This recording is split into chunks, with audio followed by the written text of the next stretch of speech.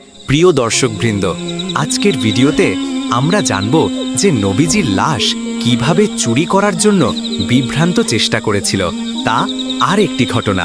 দর্শক, কেন একজন বৃদ্ধ মহিলা রাসূল সাল্লাল্লাহু আলাইহি ওয়াসাল্লামের ভয়ে তার বাড়ি থেকে পালিয়ে যেতে চেয়েছিলেন, তো চলুন জেনে আসি।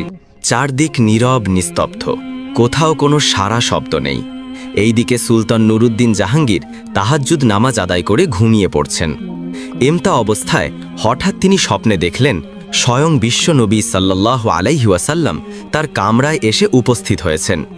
তিনি কোনো ভূমিকা ছাড়াই দুইজন নীল চক্ষু বিশিষ্ট লোকদের দিকে ইঙ্গিত করে বললেন, হে নুরুদ্দিন মাহমুদ, এরা দুজন আমাকে খুবই বিরক্ত করছে, এই দুইজন থেকে তুমি আমাকে মুক্ত করো। এই ভয়াবহ স্বপ্ন দেখে নুরুদ্দিন জাহাঙ্গীর রহমতুল্লাহ আলাইহি অত্যন্ত বিমর্ষ হয়ে পড়লেন। ঘুম থেকে উঠেই ঘরের মধ্যে পায়চারি করতে লাগলেন। সাথে সাথে তার মাথায় বিভিন্ন চিন্তা ঘুরপাক খেতে লাগল। তার হৃদয়ে অনেক প্রশ্ন জন্ম নিল।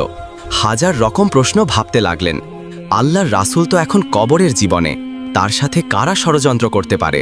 কি হতে পারে তাদের চক্রান্তের স্বরূপ? তারা কি রাসূল সাল্লাল্লাহু আলাইহি সাল্লামকে ক্ষতি করতে চায়? তারা কি চায় পরজীবনের নবীজির সাথে ষড়যন্ত্রে লিপ্ত হতে? তাছাড়া আমাকে দুজন ইহুদির চেহারা দেখানো হলো। শয়তান তো আল্লাহর নবীর রূপ নিতে পারে না। তাহলে কি আমি সত্যিই স্বপ্নে দেখেছি? এই সব ভাবতে ভাবতে সুলতান নুরুদ্দিন অস্থির হয়ে পড়লেন। তিনি অজু গোসল সেরে আবার 2 রাকাত নামাজ আদায় করলেন। তারপর মহান আল্লাহর দরবারে কান্নাকাটি করে অনেকক্ষণ মোনাজাত করলেন।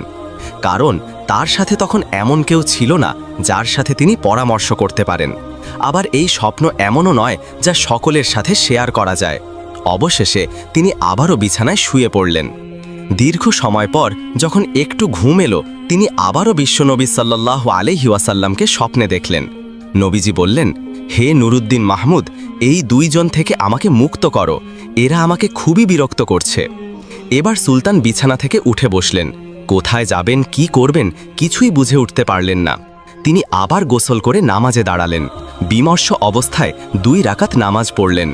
অনেকক্ষণ কাঁদলেন আর আল্লাহর কাছে দোয়া করলেন। এভাবে অনেক সময় পার হয়ে গেল। রাত তখনও বাকি।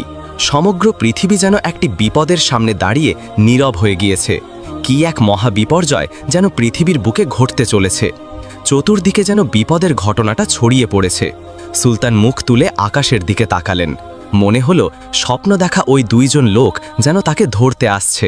তিনি সেই চেহারা দুইটোকে হৃদয় থেকে সরাতে চাইলেন, কিন্তু কিছুতেই পারলেন না। শেষমেশ তিনি আবার তন্দ্রাচ্ছন্ন হয়ে শুয়ে পড়লেন। এবার তৃতীয়বার তিনি স্বপ্নে দেখলেন বিশ্বনবী